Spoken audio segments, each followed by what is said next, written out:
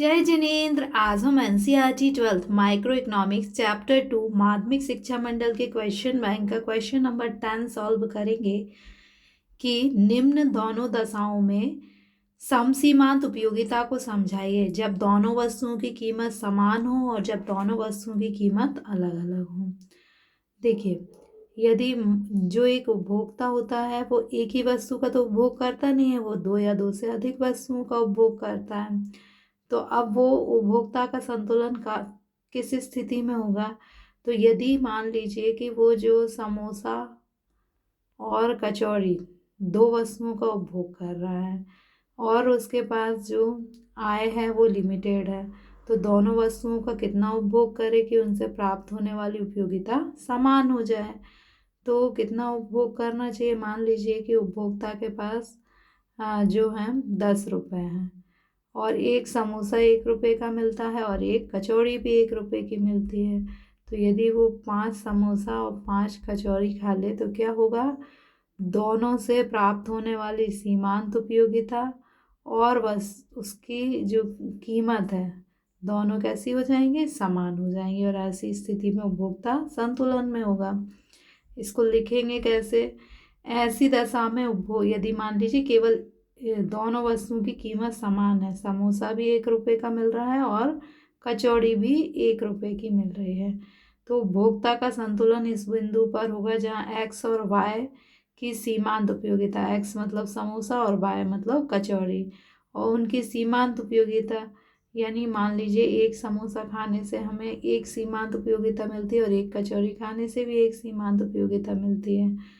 दोनों से प्राप्त होने वाली सीमांत उपयोगिता और उन पर व्यय की गई इकाई की सीमांत उपयोगिता बराबर। हमने इन पर व्यय कितना किया? 10 रुपये व्यय किया और दोनों से हमें उपयोगिता मिली कितनी? 5-5 रुपये।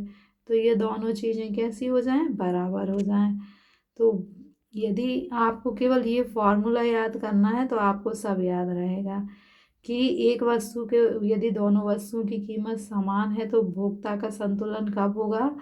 जबकि MUX मतलब x वस्तु की सीमांत उपयोगिता, MUY मतलब y वस्तु की सीमांत उपयोगिता और MUM यानी मुद्रा के रूप में व्यय की गई इकाई की सीमांत उपयोगिता कैसी हो? बराबर हो। जैसे आप यदि ये है आपका समोसा और ये है आपकी कचौड़ी, यदि आप एक समोसे पर पहले अपने एक समोसे का उपभोग करते हैं तो आपको 30, दूसरे समोसे से 25 और तीसरे से समोसे 24 उपयोगिता प्राप्त होती है। उसी प्रकार पहली कचौड़ी से 23, दूसरी कचौड़ी से 26 और तीसरी कचौड़ी से 24 उपयोगिता प्राप्त होती है। ये उपयोगिता घट क्यों रही है? क्योंकि सीमांत उपयोगिता ह्रास के नियम के अनुसार क्या होता है, जैसे जैसे हम एक वस्तु की अधिक इकाइयों का उपभोग करते हैं वैसे वैसे उनसे प्राप्त होने वाली उपयोगिता घटती जाती है। तो ये घट रही है। अब तीसरी यूनिट पर क्या है कि समोसे से प्राप्त सीमांत उपयोगिता और कचौड़ी से प्राप्त सीमांत उपयोगिता दोनों क्या है? बराबर है। तो यहीं पर उपभोक्ता का क्या हो जाएगा? संतुलन हो जाएगा।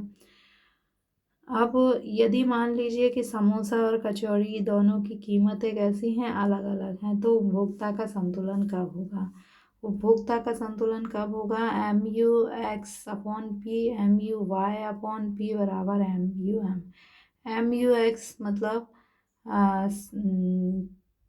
ये कहलाता है कीमत अनुपात, यानी x वस्तु से जो सीमांत उपयोगिता प्राप्त हो रही है वो x वस्तु की जो कीमत है उन दोनों का अनुपात, और y वस्तु से प्राप्त सीमांत उपयोगिता और y वस्तु की कीमत का अनुपात दोनों कैसा हो जाए?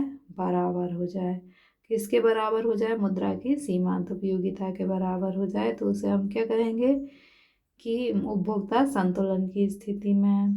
हम MUX/P कैसे निकालेंगे? मान लीजिए आप पहला समोसा खाने के लिए जो है पहला समोसा खाने से आपसे 40, दूसरे से 36, तीसरे से 32 और चौथे से 28 उपयोगिता प्राप्त हो रही है, लेकिन सभी समोसे आपको कितने में मिलेंगे? 2 रुपये में मिलेंगे। तो हम 2 का क्या करेंगे? कीमत का भाग दे देंगे। तो ये हमारा कीमत अनुपात 20, 18, 16 और 14 निकल आएगा।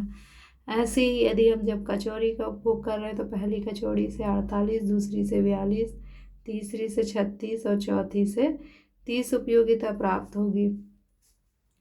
अब हाँ, कचौड़ी 3 रुपये में मिल रही है तो हम 3 का भाग दे देंगे, तो हमें कीमत अनुपात 16, 14, 32 और 10 प्राप्त हो जाएगा। अब हमें क्या देखना है कि अ, कब दोनों वस्तुओं से प्राप्त होने वाली सीमांत उपयोगिताएं बराबर हैं। तो जब हम मतलब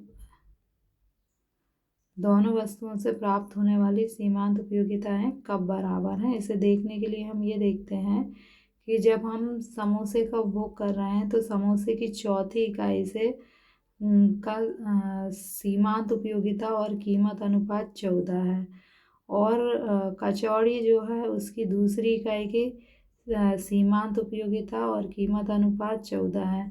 तो ये दोनों जिस बिंदु पर बराबर हो जाते हैं वहाँ पर ही उपभोक्ता का संतुलन होता है। इसका अर्थ है कि हमें समोसे की 4 इकाई और कचौड़ी की 2 इकाइयाँ खाने पर उपभोक्ता अधिकतम संतुष्टि की स्थिति में होगा। आपको बिल्कुल शॉर्ट में बता देती हूँ जिससे कि आपको ये याद रहे। आपको इसको याद करने में केवल एक चीज़ याद रखना है कि यदि मान लीजिए कि उपभोग की जाने वाली दोनों वस्तुओं की कीमत समान हो तो आपको केवल ये फॉर्मूला याद रखना है। यदि केवल ये फॉर्मूला लिख देते हैं आप और टेबल बना देते हैं, क्योंकि ये थ्योरी पूरी फार्मूले से लिखी हुई है, और फार्मूले को भी एक्सप्लेनेशन आप केवल इतना करें कि दोनों वस्तुओं से प्राप्त समोसा और कचौड़ी दोनों का उपभोग कर रहे हैं तो दोनों वस्तुओं से प्राप्त होने वाली सीमांत उपयोगिता कैसी हो, बराबर हो। दोनों वस्तुओं की अंतिम इकाई से प्राप्त होने वाली सीमांत उपयोगिता यदि बराबर हो तो उपभोक्ता संतुलन की स्थिति में होगा। ये चित्र बना देना, और यहाँ पर क्या लिखोगे आप कि दोनों वस्तुओं के जो सीमांत उपयोगिता और कीमत अनुपात जो है वो दोनों बराबर हों तो उपभोक्ता संतुलन की स्थिति में होगा, और ये टेबल तो दोनों में बनाना ही है। यदि in the case of 2 and more item, यदि 2 से ज़्यादा आइटम का उपभोग कर रहा है तो कंज्यूमर जो होता है केवल एक आइटम का तो उपभोग करता नहीं है, वो 2 और मोर आइटम का गुड्स का जो है कंजप्शन करता है।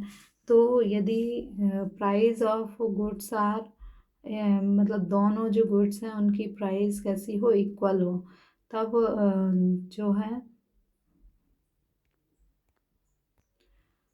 if consumer eats more than 2 goods and the price of both goods are same equal, so how consumer equilibrium create?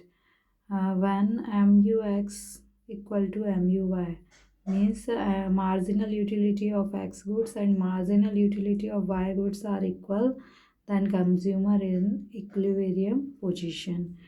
Here we see that in third unit marginal utility of X and marginal utility of Y are equal, so though consumer is in equilibrium position.